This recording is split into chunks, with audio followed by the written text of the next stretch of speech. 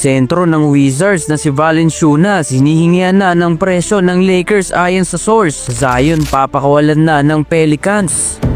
So ayon sa source mga idol, hiningi na daw ng Lakers mismo ang presyo ng big man ng Wizards na si Jonas Valanciunas. Ngayong araw kasi ang pinakaunang araw na magiging eligible sa trade ang mga player tulad ni Valanciunas. According kay Jake Fischer, isang reliable source, the Lakers are almost guaranteed to make at least one move before the trade deadline. So correct me if I'm wrong, sa pagkakaintindi ko sa sinabi ng source, pag nakuha nila si Valanciunas ay hindi na sila ulit kukuha ng iba pang player sa trade market or hindi na sila gagawa ulit ng move. Depende kung package or individual ang makuha nila as long as isang move lang sila ngayon.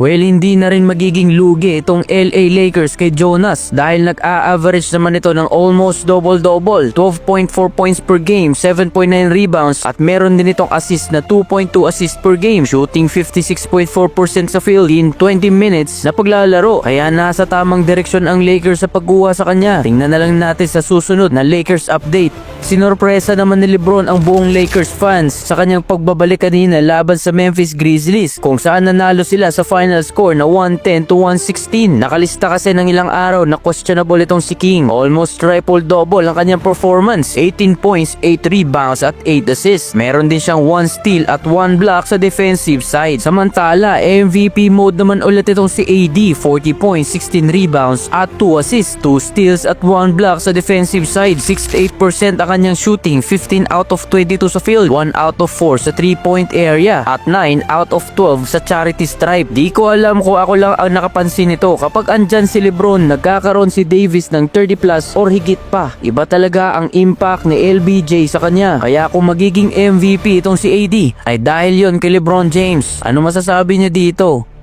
Si Austin Reeves naman 19 points, 2 rebounds at 8 assists, 2 steals sa defensive side. Si Redick naman para nag-give up na kay D'Angelo Russell, 17 minutes lang ang ibinigay sa kanya. Medyo maingat na si Redick ngayon sa pagbibigay ng playing time sa mga player na nagkakalat. Bumalik ulit ang sakit ni D'Angelo, 5 points last game at 7 points naman ngayon. Maganda ang depensa ng Lakers kanina, hindi nakaarte itong superstar ng Memphis na si Ja Morant. Nagkaroon lamang si Ja ng 6 out of 21 sa field, 2 out of 7 sa 3-point area, 20.7 rebounds at 6 assists para sa high-flying guard. Samantala, pag-usapan naman natin ang bagong report tungkol sa Pelicans. Parang nag-give up na sila kay Zion Williamson dahil ayon sa source, handa na raw silang i-trade ang kanilang buong roster except kay Herb Jones, Yves Missi at Trey Murphy III. So ibig sabihin kung may team na magka-interest kay Zion bago ang trade deadline ay handa itong ibigay ng New Orleans as long as makuha nila ang gusto nilang player. So kung nakinig kayo sa video natin, sino ang player na consistent na nagkakalat sa Lake Show na may 5 points last game at 7 points naman kontra sa Memphis ngayong araw? Hint, may Angel sa pangalan niya. Suswertehin sa Pasko mga may tamang sagot.